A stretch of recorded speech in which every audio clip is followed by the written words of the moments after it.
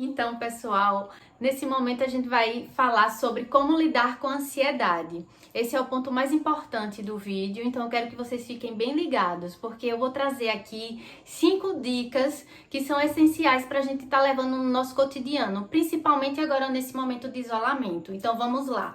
Aqui eu vou colocar a primeira dica. Por que é tão importante focar no equilíbrio? Porque assim, a ansiedade e o medo, eles são imprescindíveis na nossa vida, até certo grau, porque é a partir deles que a gente vai conseguir planejar, estabelecer metas, né? Na verdade, ele vai nos impulsionar a criar essa questão do desejo de realizar coisas, atividades. E aí, é nesse sentido que eu quero falar para vocês. Vamos focar no equilíbrio, porque nem não ter ansiedade, zero, e no caso, tendo ansiedade elevada, nas duas situações não é interessante, porque nos dois, tanto com pouca ansiedade vai trazer a depressão, por exemplo, você não tem motivação para poder tá levando as atividades diárias da sua vida, mas nem o excesso. Tudo isso vai trazer um prejuízo para a sua saúde mental. Então a gente precisa realmente focar no equilíbrio. Essa é a primeira dica que eu trago para vocês. Dica número 2 que eu trago para vocês é que a gente tente administrar a nossa ansiedade. Então vamos administrar a ansiedade. Porque muitas vezes o que acontece é que a gente tenta controlar. E nesse controle que a gente faz, já gera mais ansiedade. E como é que a gente faz para poder estar administrando essa ansiedade?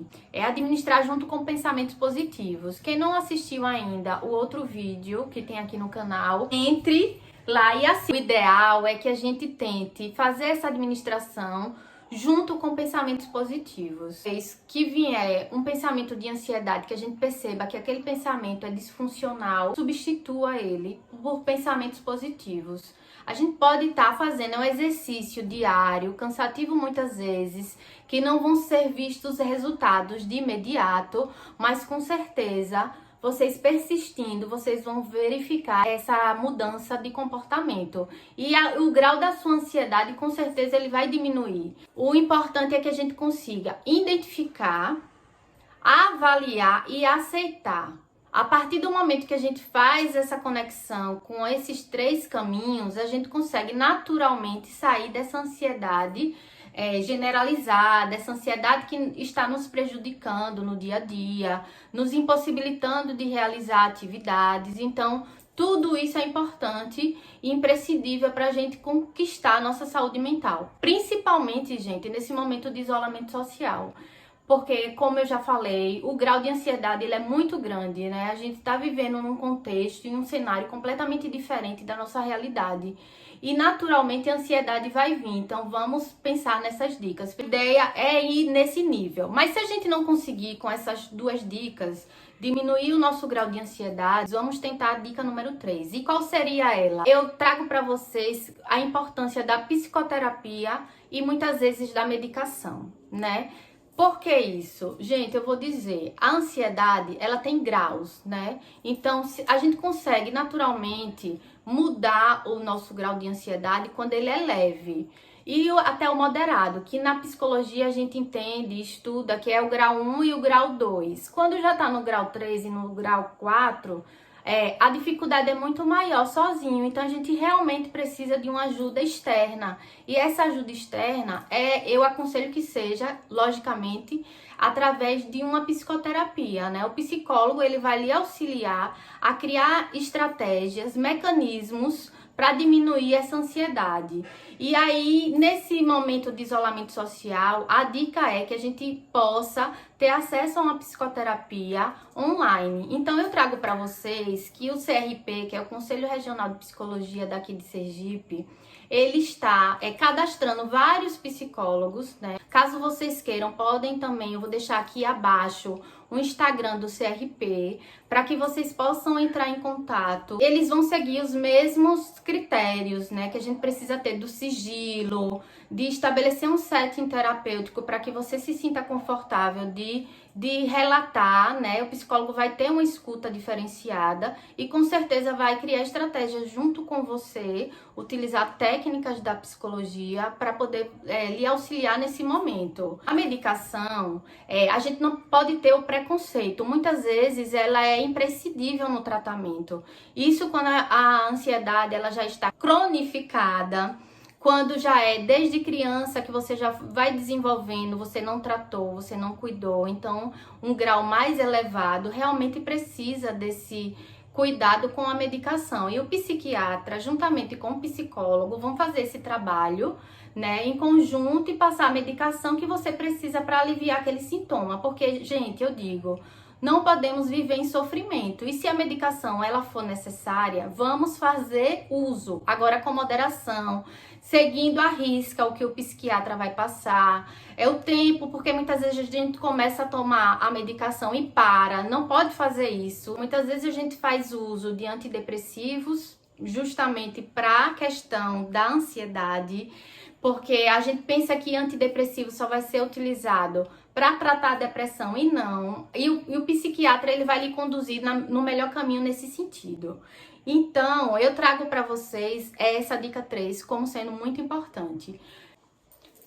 A dica número 4, seu corpo está tentando te dizer. Muitas vezes a gente não consegue fazer essa leitura do que o nosso corpo está nos dizendo, porque o nosso corpo a todo momento conversa com a gente. Porque o que é a somatização, gente? Muitas vezes a gente somatiza, né, por um problema psicológico, né, uma disfunção, e aí a gente somatiza e o nosso corpo responde através de um comportamento. Segundo a psicologia, o intestino é um dos órgãos que diretamente podem ser afetados quando você tem uma grande ansiedade. Nós temos vários órgãos que podem ser afetados, né? Porque nosso corpo, ele é formado por neurônios em todos os locais do nosso corpo. E a gente precisa ficar atento. Então, a quarta dica é o que o nosso corpo está nos dizendo. Porque a partir daí, a gente pode criar estratégias para diminuir o nosso grau de ansiedade. Então, como exemplos, a gente pode pensar na questão da insônia, dos batimentos cardíacos acelerados, da questão também, muitas vezes, de uma enxaqueca persistente. Então, tudo isso, o nosso corpo está nos mostrando, através desses sinais, que existe algo errado. E aí, muitas vezes, é a questão da ansiedade. E a dica número 5, não menos importante, é vamos enxergar além do que se vê. Porque é tão imprescindível que a gente enxergue além. Muitas vezes a gente fica concentrado em vivenciar aquela experiência e não enxerga além. E a gente precisa fazer esse movimento. Porque, por exemplo, nesse contexto que estamos vivenciando hoje, de isolamento social, toda essa ansiedade que a gente já conversou aqui, que ela é gerada, qual é o propósito dessa desorganização?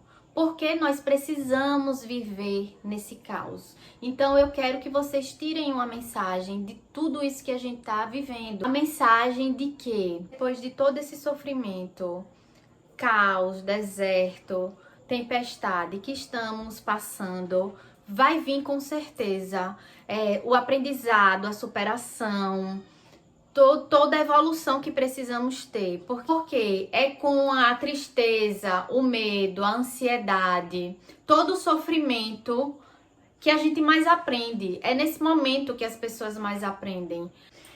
Então, a gente precisa fazer esse movimento e sair da nossa zona de conforto. A dica é que vocês utilizem esse tempo, né, que vocês têm para poder produzir, criar coisas novas e utilizar esse momento de uma forma produtiva. Porque eu já escutei até de um paciente meu que eu estava atendendo que anda matando o tempo. Gente, não vamos fazer isso. A gente quer realmente que o tempo seja o mais produtivo. A gente não vai matar o tempo, a gente vai produzir. Então saia da sua zona de conforto e crie alguma coisa. Faça algo que lhe motive. mas continue caminhando. Então, gente, vamos fazer coisas produtivas. Tipo, eu quero trazer o meu exemplo. Eu criei esse canal nesse momento de isolamento social. Eu saí da minha zona de conforto. Eu tenho esse desejo há muito tempo.